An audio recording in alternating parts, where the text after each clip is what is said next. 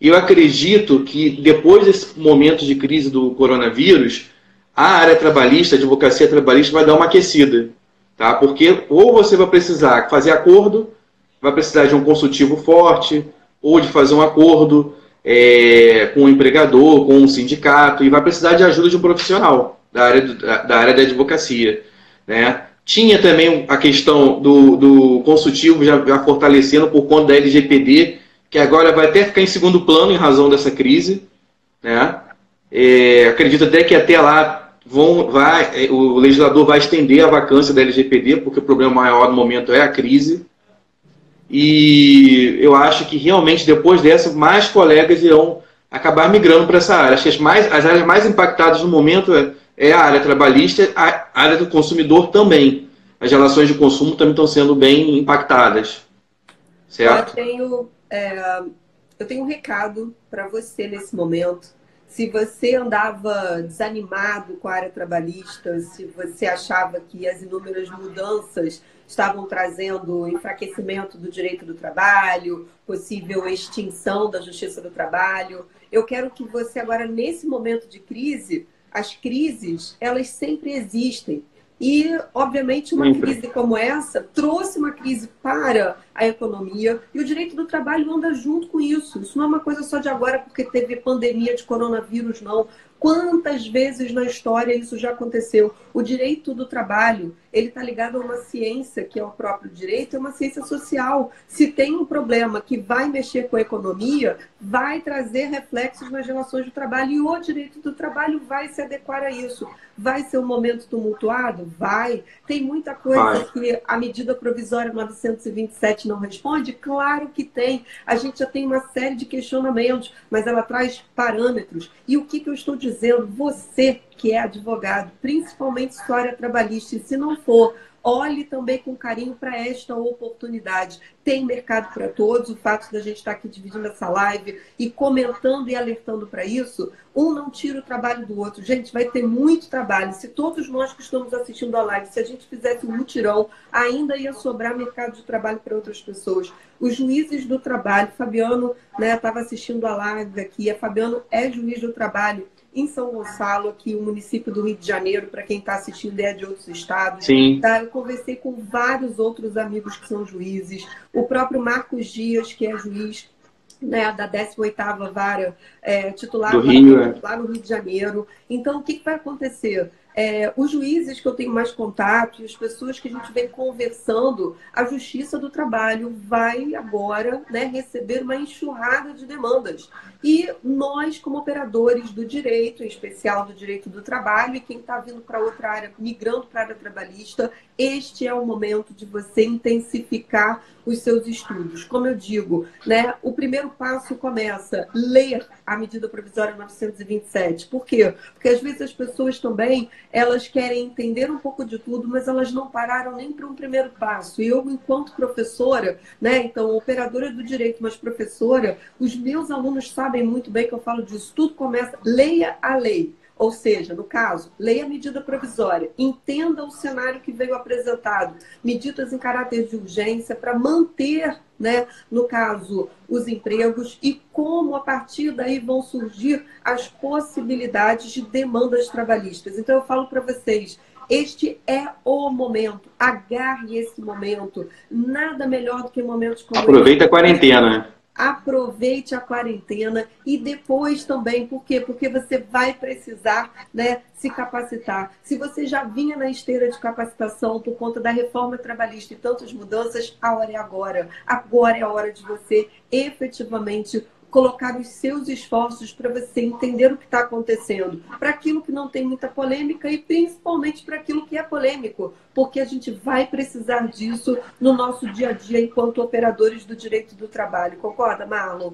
E olha, concordo. Para a gente não ficar só dentro dessa ideia, do aspecto, eu acho que a live foi muito clara que o objetivo era a advocacia trabalhista no momento do coronavírus, ou seja, quais os impactos que o coronavírus vai trazer, e o que A advocacia trabalhista tem que olhar. Esse é o momento que você tem que pensar em fortalecimento do direito do trabalho, com uma roupagem diferente, sim, mas o momento ele exige isso. E a gente tem que estar adaptado, porque para poder saber o quê? Quanto mais você tiver um embasamento teórico, mais você vai ter argumentos para você trazer para esse momento. E eu concordo plenamente, ó, não é só direito do trabalho. Vamos precisar olhar para institutos que vêm do direito civil para trazer embasamento de responsabilidade. A gente vai em institutos que tocam direito do trabalho com direito administrativo para saber se tem responsabilidade da administração, se não tem. Então, assim, agora está na hora da gente mostrar, né, que o direito do trabalho tem seu valor e a justiça do trabalho vai ser muito demandada. Esta é uma oportunidade de trabalho na crise.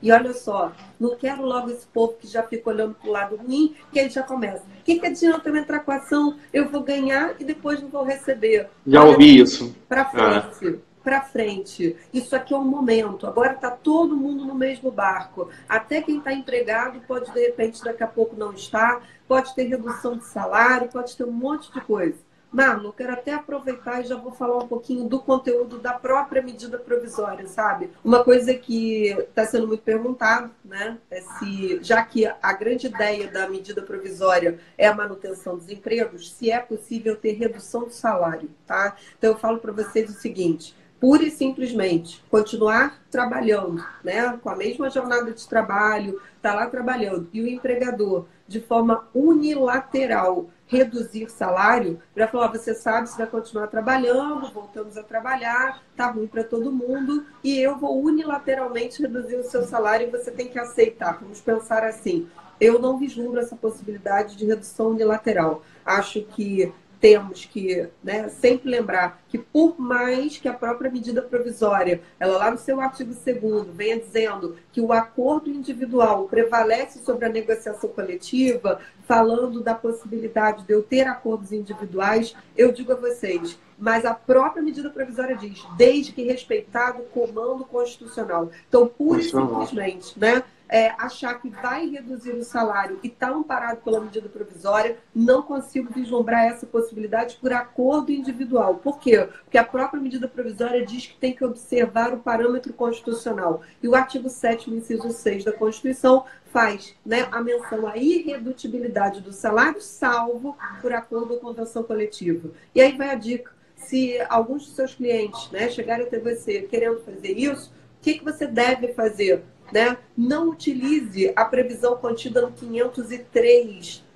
Por quê? Porque o artigo 503 da CLT, como a própria medida provisória fala que seria uma hipótese de força maior, tem gente que está orientando os clientes a usar o 503 da CLT, que diz que em caso de força maior, o empregador pode diminuir até 25% do salário. Esse artigo ele é anterior à Constituição e o posicionamento majoritário, eu me fili, o Marlon também, a gente conversou sobre isso, sabe?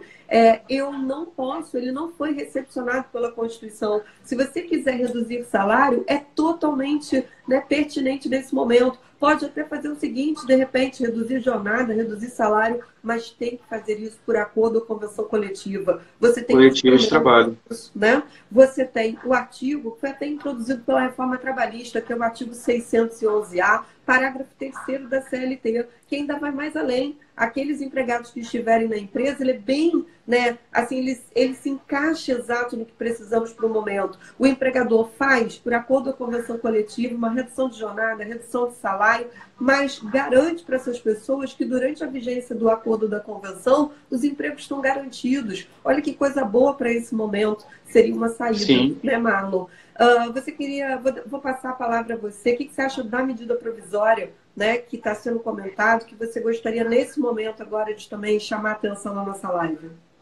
Gostaria de chamar a atenção, em primeiro lugar, que a medida provisória em si ela não é um cheque em branco para poder fazer tudo em prol de manter os empregos.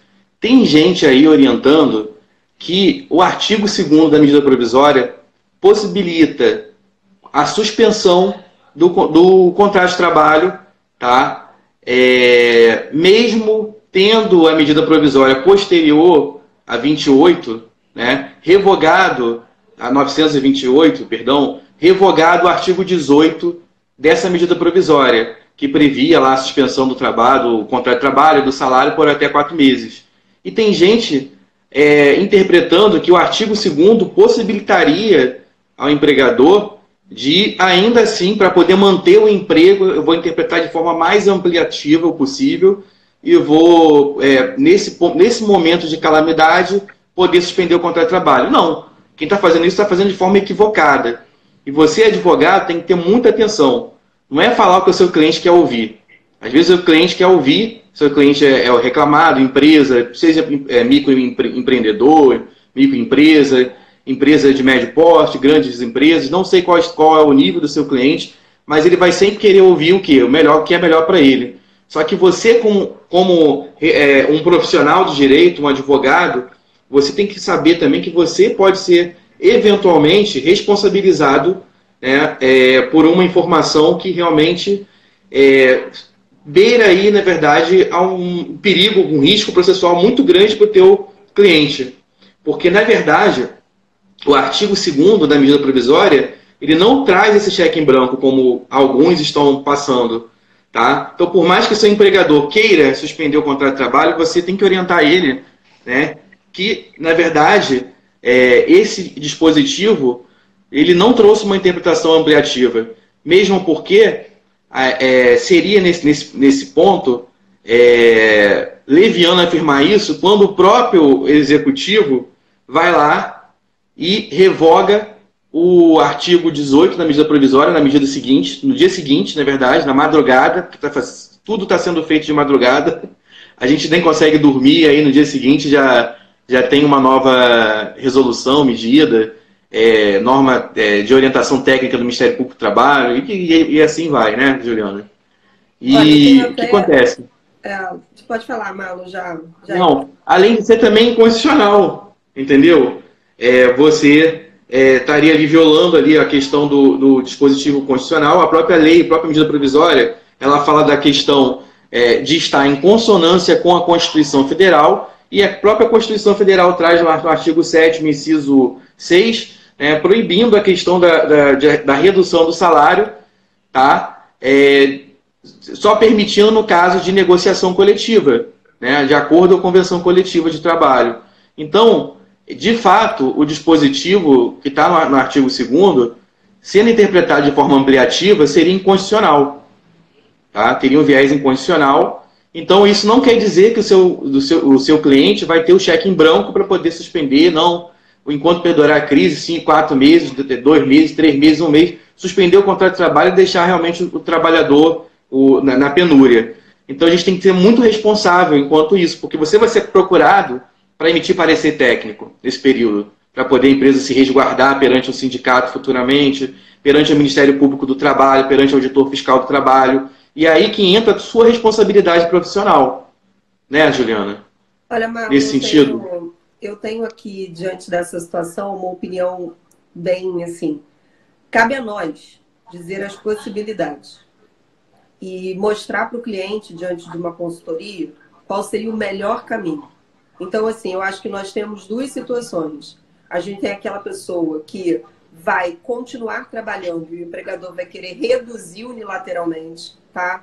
E aí isso é bem claro. Continua trabalhando, o empregador quer de forma unilateral reduzir o salário, não tem como. Isso aí realmente, o artigo 7º, inciso 3 da Constituição, ele é claro. Agora, a partir do momento em que o empregador está tentando pegar o artigo 2º da CLT, né, dentro dessa interpretação ampliativa e pensando em reduzir trabalho, né, e também, melhor dizendo, perdão, suspender o trabalho, que aí seria uma outra situação, sem trabalho e sem salário. Isso que tecnicamente, para quem não é da área trabalhista, isso é uma suspensão contratual. É você não ter trabalho e não ter pagamento de salário. Eu tenho visto interpretações, sim, no sentido que o artigo foi amplo, o artigo 2º da medida provisória, e que dali eu poderia tirar, por acordo, inclusive individual, né, feito entre empregado e empregador, suspensão do trabalho e suspensão do salário. Agora, eu até já vi isso acontecer em alguns momentos, não estou só falando da crise, mas essa suspensão acontece mas normalmente você percebe que é uma coisa sempre em prol do interesse do empregado. Às vezes o empregado está passando por uma situação familiar e precisa se ausentar para ir para um outro estado, tem tipo, minha mãe está morrendo, empregador, eu não quero também te onerar, mas eu vou precisar ficar lá para dar atenção. Sei lá, algumas coisas acontecem às vezes e você tem suspensões contratuais que às vezes em prol sempre do maior interesse do empregado, o empregador até cede, deixa tudo registrado, que suspendeu, né, o trabalho, também não teve salário no período. Eu até vejo em algumas situações, isso não é muito comum, os empregadores têm muito medo de fazer isso, ir ao judiciário e não ser reconhecido, tá? Eu já vi situações até isso sendo, né, trabalhado. Só que nesse caso, o que vem acontecendo? Se você imaginar que, mas isso é bom para o empregado, mas até que ponto aquele empregado, ele ali não vai ter tipo uma coação naquele momento? Será que ele não está se sentindo coagido? Ou você assina, ou você vai ficar sem trabalho. Então, o que vai acontecer? O que você prefere? Você prefere ser mandado embora ou você assinar essa suspensão do contrato sem trabalho, sem salário por um tempo? Então, eu acho que isso vai gerar, assim, quem permite esse olhar tão extensivo do artigo 2º da medida provisória, será que isso não vai trazer implícito ali um momento de coação? Será que aquela pessoa não vai se sentir coagida a assinar nessa suspensão contratual, tentando pensar assim, pelo menos agora eu aceito, mas pelo menos assim, pode ser que eu garanta o meu emprego. Então, eu particularmente, tá? Até se fosse um cliente meu, o que eu falaria? Por isso que eu acho que você tem que estar preparado para isso, tem que estar estudando, tem que estar sabendo. Porque aí o seu cliente, eu falaria o seguinte, olha, há quem realmente entenda que pode ter a suspensão contratual, eu particularmente não indicaria. Até porque acho que hoje o Judiciário Trabalhista não vai olhar com bons olhos, porque o escopo principal da medida provisória, tá bom que é manutenção, mas tem sempre que atrelar a todos os outros. Se você for imaginar, o direito de trabalho pode ser visto isolado ali naquele momento. Então, como é que ele vai ter a sua subsistência, né, a manutenção própria da família? Então, tem tudo. Se você faz isso, eu particularmente não aconselharia. Eu sei que tem gente que vem defendendo isso, tecnicamente, usando aquela letra ali fria da medida provisória, mas eu não aconselho fazer isso e acho, tá? E a minha opinião, eu acho que seria uma extensão muito grande ao que foi dado e acho que quando isso for bater no judiciário, tá? Que isso vai chegar no Poder Judiciário, com certeza, inúmeras demandas. Quando isso chegar ao Poder Judiciário, isso não vai ser olhado pelos juízes com bons olhos. Então, eu não aconselho que vocês, né, façam isso, aconselhem isso aos seus clientes. Tentem fazer isso através de negociação coletiva, tenta fazer de uma forma que, né, se reduza, fazendo um acordo coletivo mais com segurança, intervenção sindical, né? Marlon, eu vou... processo mais segurança. Realmente, fazendo por acordo coletivo, convenção coletiva, traz mais segurança. Muito mais segurança. Por quê? Porque os empregadores, nesse momento, tá, eu entendo o desespero, porque são faturas que precisam ser pagas, empregados que precisam ser pagos, e muitas empresas não têm condições, né, de arcar com tudo isso. Então, assim, se a gente for imaginar, a gente está trabalhando aqui dentro do universo com empresas que vão conseguir sobreviver à crise. Mas a gente tem um outro cenário. Muitas empresas já fecharam as portas, elas já quebraram nesse curto espaço de tempo. Por quê? Porque não conseguiram absorver todos os prejuízos de dias e dias com portas fechadas. Então, o que vai acontecer? Aquelas empresas, né, que já fecharam as portas e automaticamente já avisaram, nem vamos reabrir, porque fomos obrigados a fechar, e isso levou vamos dizer assim, se tornou inviável a manutenção da continuidade aqui da atividade empresarial. Vamos encerrar e romper todos os contratos, ou alguns, vamos dizer, porque às vezes não rompe todos, mas pode ser que tenha que romper a maioria dos contratos. Uma coisa também que eu acho que vale ser tratado aqui, qual será a forma de encerramento dos contratos? Será que é uma dispensa imotivada comum? Será que, em razão dessa situação, né, eu posso trazer uma extinção do contrato por força maior? Então, assim, tem que tomar cuidado também, porque não vai ser toda a extinção contratual que vai ser por força maior. Por quê? Porque se realmente aquela atividade ela se viu, né, inviabilizada de continuar e encerrou a atividade por conta dessa crise toda, Fechou a empresa, encerrou a atividade e a gente teve o término dos contratos, aí eu vejo a extinção contratual por força maior. Agora, tome cuidado. Algumas empresas estão tendo que fazer o quê? Elas estão tendo que dispensar alguns empregados e continuar com outros. Tipo, vou ter que enxugar minha folha de pagamento. Aí eu não vislumbro a possibilidade desses que tiveram que ser dispensados alegar força maior, tá? Porque eu acho que não houve extinção da empresa. E a própria medida provisória e o próprio artigo, se você for olhar, que é o 502 da CLT, a gente tem uma sequência lá na CLT que vai do 501 ao 504.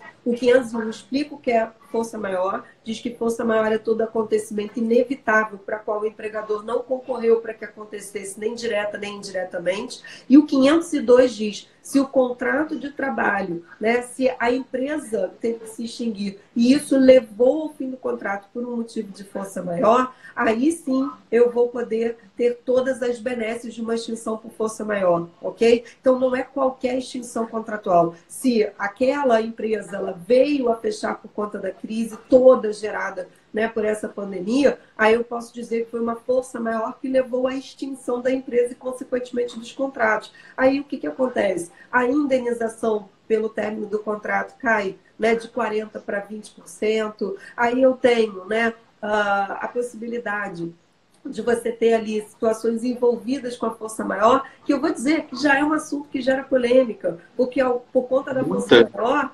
alguns doutrinadores alegam que tem aviso prévio, outros já falam que não tem aviso prévio porque foi força maior. Então, assim, isso já gera uma série de coisas, mas ele continua tendo direito a 13º, férias, né? Ele pode sacar o seu FGTS, mas o que vai acontecer? Sempre ligado a questões de força maior, então com as benesses dessa extinção contratual. E levando em conta, não é toda extinção contratual. Se a empresa quer enxugar a folha de pagamento, mas ela continua, né, ali diante daquele momento as suas atividades, eu não acho que toda extinção contratual agora é força maior.